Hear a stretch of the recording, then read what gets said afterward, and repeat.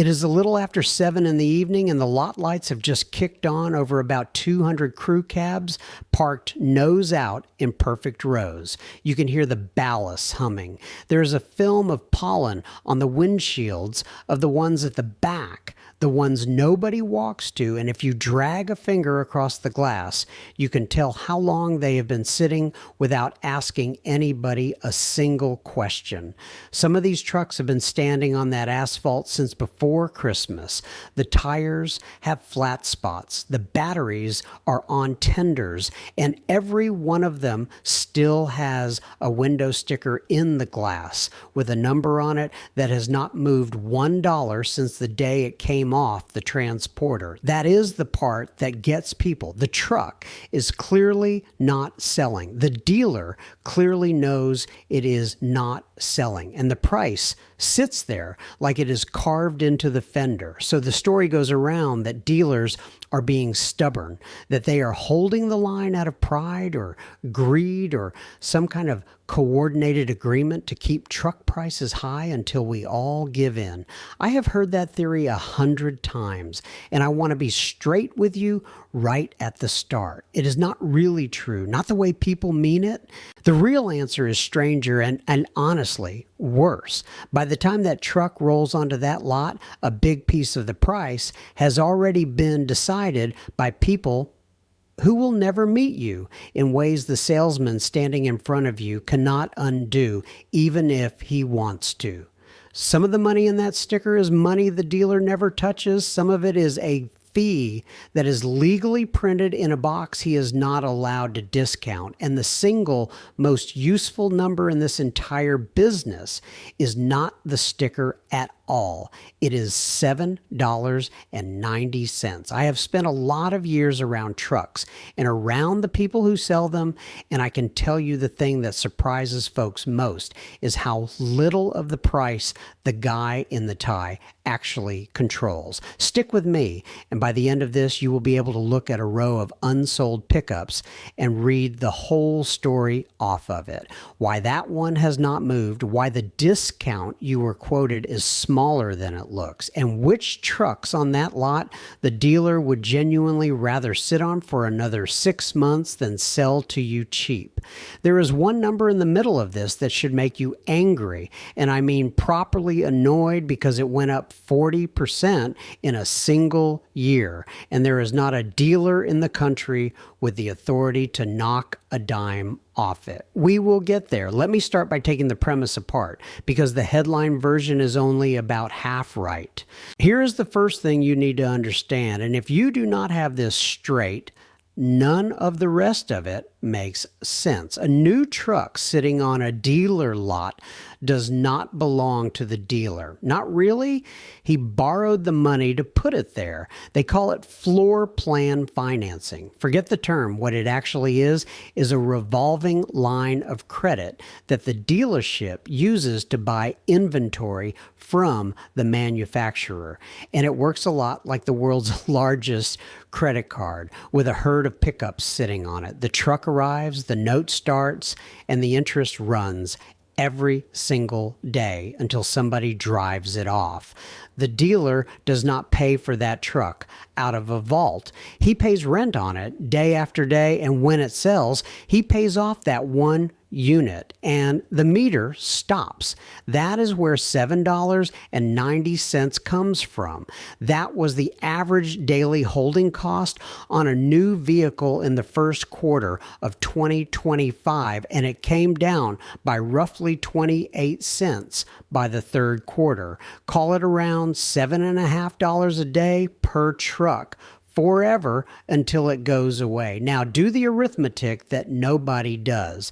A truck that sits for 90 days has burned somewhere around $680 of pure interest, sitting there doing nothing, just being a truck.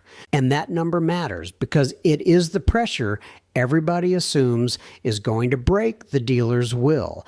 But look at the scale of it. $680 of carrying cost against a full-size pickup that transacts for around $66,000. That is the whole leverage. That is the entire thundering financial punishment for letting a truck rot for a quarter of a year. It is real. It stings. It is nowhere near enough to make anybody hand you $10,000 off. The old lot managers understood this better than the spreadsheets do now. There's a saying in the business that your first offer on an aging unit is your best offer. And the reason is that the interest is not what kills you. What kills you is the truck getting older while the new model year lands next to it. Age is the enemy, not the interest. The interest is just the clock ticking in the background so you do not forget. So before we go any further, let me deal with the word rotting, because the honest version is more useful than the dramatic one. Are truck lots overflowing? Some are.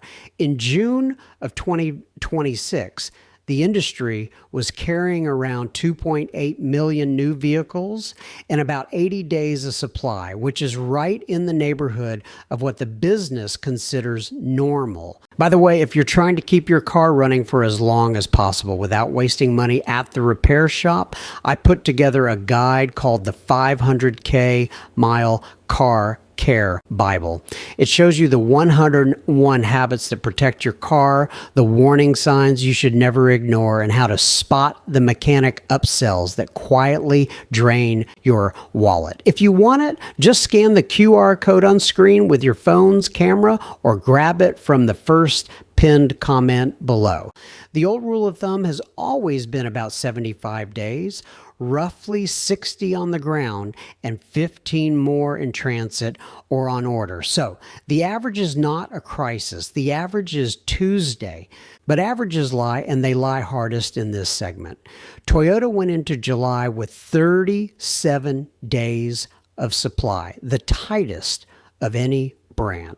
Lexus was at 41, Honda at 48, Chevrolet sat at 76, just under the national number. And then you get to the other end of the board where Jeep, Ram, and Dodge were all carrying more than double the industry figure, with Jeep the worst on the chart at 160 days.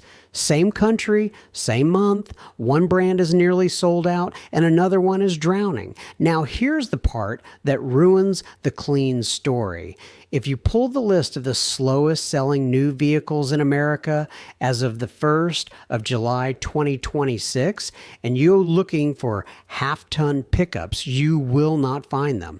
The slowest seller in the country was the Dodge Charger at 385 days, then the Volkswagen ID4, then a Polestar, an Alfa, an Audi. The trucks that show up on that list are the Jeep Gladiator at 222 days, a Chevrolet Silverado 4500 medium-duty chassis cab at 182 days, and a GMC Sierra 3500 chassis cab at 170.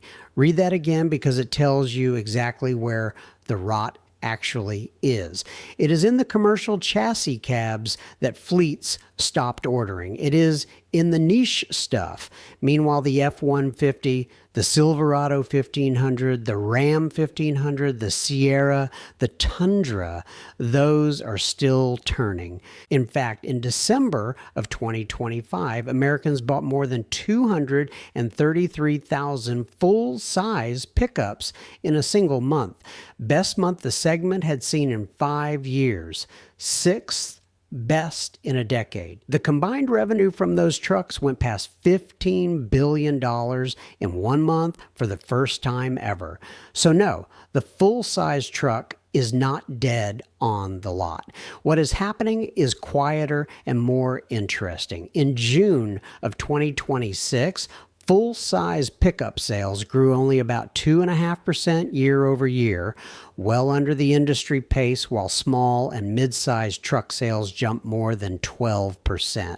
People still want a pickup. They are getting priced out of the big one and stepping down a size. The trucks that genuinely sit are the loaded ones, the top trims, the $70,000 and $80,000 crew cabs that got ordered because dealers make more on them, sitting on a lot in a town where the median household cannot finance one. All right, so why does the price not move? Let me walk you through the machinery piece by piece, because there are 5 separate reasons and they stack. Reason 1 is that the money in a new truck is not where you think it is. You think the window sticker is not the dealer's cost. Neither is the invoice. Between the two sits a stack of programs the customer never sees. There is holdback, which is typically about 2 to 3% of the sticker that the manufacturer builds into the invoice and then pays back to the dealer after the truck sells. There is dealer cash, model-specific money from the factory, anywhere from $500 to $3,000 a unit, and you only ever see a nickel of that if the dealer chooses to hand it to you. There is floor plan assistance, where the manufacturer literally reimburses part of that daily interest we just talked about. And there are volume bonuses, quarterly and annual, paid for hitting a number. That last one is why a dealer will sometimes sell the last 3 trucks of the month at a loss and smile about it. He is not selling you a truck. He is buying a bonus. Reason 2 is that the front end gross on a new pickup is thinner than the internet believes. Average front end gross on a new vehicle in 2026 runs somewhere around $1,200 to $2,500, and on high volume domestic product, it compresses toward the bottom of that. Stack and hold back and factory money, and you might get to $2,400 or $3,200, but only if the store is hitting its targets. Then take out the salesman's commission, the advertising, the business development office, the floor plan interest, and what is left as net profit on a new truck is often somewhere between $400 and $900. For comparison, back in 2010, the average front end gross was over $3,000 a unit. It has been cut roughly in half. I will be straight with you about what that means, because I am not here to hand the dealers a sob story. On a stripped work truck, when the sales manager says he cannot go any lower, there is a decent chance he is close to telling the truth. On a loaded high trim crew cab with $20,000 of options on it, that same sentence is theater. The room in the deal scales with the price of the truck, and the dealers know exactly which trucks have room and which do not. That is why they will bend on the base model and go granite on the fancy one. Reason 3, and this is the big one, the money moved to the back of the store. When front end gross got cut in half, the business did not shrink. It relocated. It went into what they call finance and insurance, and it lives in that little office you sit in after you have already agreed on a price. The loan markup, the extended warranty, the gap coverage, the paint and fabric protection. A dealership that was making $1,200 per unit in that office a decade ago needs to make $2,000 now just to stand still, which changes everything about how they negotiate with you. If the profit is in the financing rather than the metal, then holding the price of the truck is not stubbornness. It is strategy.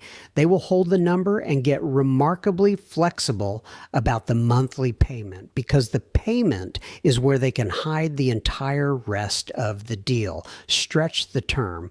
Roll in the negative equity, add the products. The truck price never budged, and yet somehow you walked out feeling like you won.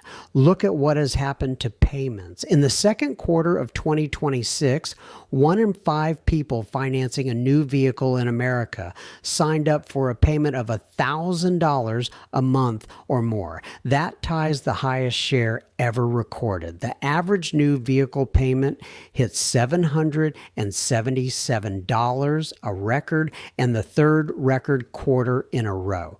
Now, nobody agrees to $1,000 $1,000 payment. People agree to a truck and discover the payment afterward. Reason 4 is the one I told you would annoy you.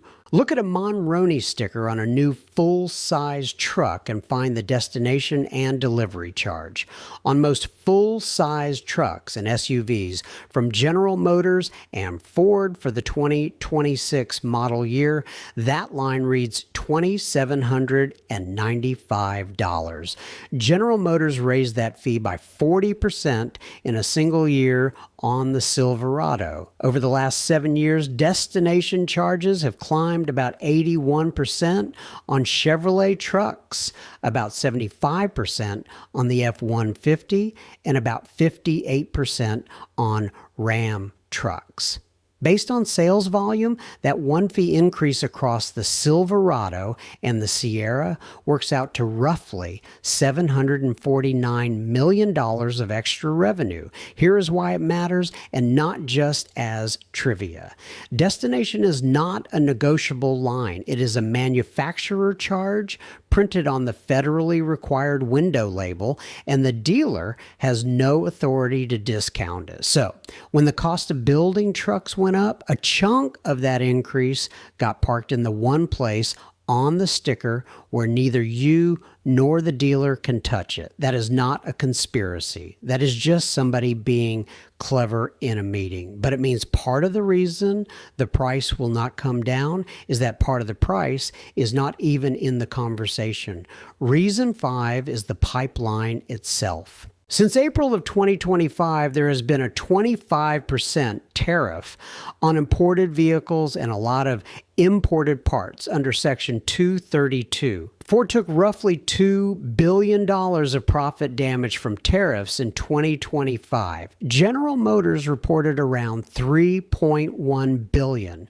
Toyota, which builds the Tacoma in Mexico, projected a hit of about $9 billion for its fiscal year. Between them, the Detroit Three carry billions in exposure on imported components and on steel and aluminum that does not qualify under the North American Trade Agreement. That money has to come from somewhere, and here's where it gets interesting. Comparing 2026 model year vehicles against 2025, list prices went up about 10.4%, but what consumers actually paid only went up about 5.9%. Sit with that gap. The difference, roughly 4.5%, got absorbed through dealer negotiation and competitive pressure, which means the dealers have been discounting substantially. You just cannot see it because they have been discounting against a sticker that ran away from them faster than they could chase it. The price you are being quoted is already a cut. It just does not feel like one because the starting number moved. Now let me show you the piece that ties it all together, and it is the piece almost nobody outside the business understands. You would assume that a brand sitting on 160 days of inventory would be throwing money at the problem. It is not. In June of 2026, Jeep, the most bloated brand in the country, was spending about 6.7% of transaction price on incentives, while the industry average was around 7%. The brand with the most unsold metal in America was discounting less than brands with a fraction of the problem. That looks insane until you understand what a big discount actually costs. A manufacturer dump $5,000 a truck onto the hood and you move inventory this month.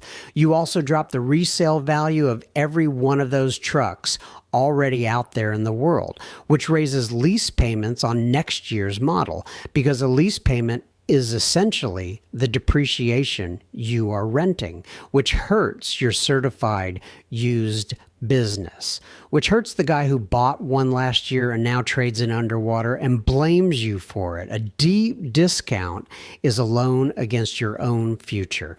Manufacturers know this, which is why in the last 2.5 years, incentive spending has averaged only about 7% of transaction price across the whole industry, and full-size pickups sit toward the top of that range without ever really breaking out of it. So the answer to why they will let it sit is simple, and it is not pride. They have run the numbers and decided that a truck sitting on a lot at $7.50 a day is cheaper than a truck sold cheap. Now, I want to show you one more thing before we get to what actually matters, because it is the trap most people walk into without noticing. Almost 3 in 10 trade-ins toward a new vehicle in the second quarter of 2026 were underwater. The average amount owed beyond the vehicle's value was $6,884, a record for that quarter. And the models showing the deepest holes are not the junk. They are trucks. The Toyota Tundra at an average of about $8,929 upside down. The GMC Sierra 1500 at around $8,566. The Silverado 1500 at about $8,516. The Ram 1500 at roughly $8,347. Those are the trucks that were supposed to hold their value. That was the whole argument for buying one. What happened is that the average underwater trade-in is now about 4 years old, which points straight back to purchases made in 2022.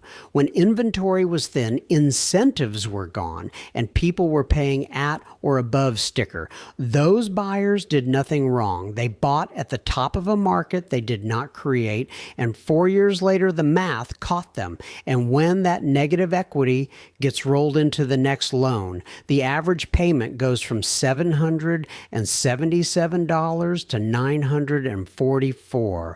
Over the life of that contract, they are projected to pay about $16,270 in interest against $9,811 for the average new vehicle buyer. That is the real price of the truck, not the sticker, not the discount you fought over for 2 hours. So here's the part that actually matters. Ask yourself who benefits from a truck that is expensive and does not get discounted, and you will find that the answer is basically everybody except you. The manufacturer benefits because a high sticker with disciplined incentives protects the residual value that props up the LIASs, the certified used program, and next year's pricing. There is no money in a cheap truck. There is a great deal of money in an expensive truck that holds its number. The lender benefits because the more expensive the truck, the longer the term, and the longer the term, the more interest. A buyer who rolls in negative equity pays about $6,500 more in interest than one who does not. That is not a side effect. That is the product. The dealer benefits in ways that have nothing to do with the price on the glass. He makes his money in the finance office and then in the service drive for the next 5 years, because a new vehicle customer is roughly 3 times more likely to come back for service and generates thousands of dollars in service gross over the first years of ownership. The truck is the front door. It was never the profit. And the manufacturer's accountants benefit from a fee structure where the price increase lives in a destination charge that nobody is allowed to negotiate, and in options packages that bundle the one thing you wanted with 4 things you did not. There is no villain in a black hat here. Nobody sat in a room and decided to hurt you. What happened is that every single participant, acting rationally in their own interest,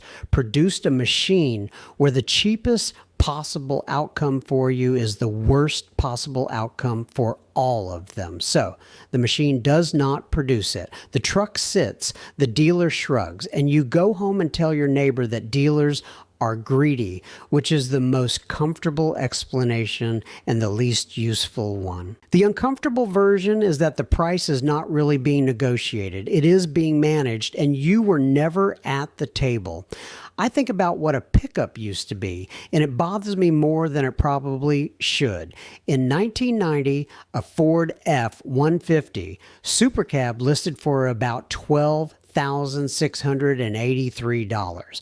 A Toyota Camry, a perfectly ordinary family sedan, listed for about $14,658. The truck was the cheaper vehicle. The truck was the plain one, the one you bought because it was honest and useful, and you did not care what it looked like parked outside a restaurant. That is completely inverted now. The full-size pickup transacts around $66,000, while the whole industry averages closer to $49,000. The truck became the luxury item. It grew a heated steering wheel and massaging seats and a 12-speaker stereo, and somewhere along the way it stopped being the vehicle a working person buys and started being the vehicle a working person finances for 84 months. I am not against nice things. Modern trucks tow better, stop better, and will keep you alive in a wreck that would have folded a 1990 truck like a beer can. That is real progress, and I will not pretend otherwise. But a tool that most people can only afford by borrowing against 7 years of their future has quietly stopped being a tool. And when the thing you use to do your work owns a piece of your work, something has gone sideways that no amount of leather is going to fix. So here's what I want you to do with all of this. First, stop negotiating the price and start negotiating the out-the-door number. One figure, everything in it, written down. The moment you anchor on the total, all the clever places to hide money stop working. Second, ask for the line item breakdown and ask specifically which portion is manufacturer money and which is dealer discount. They can show you.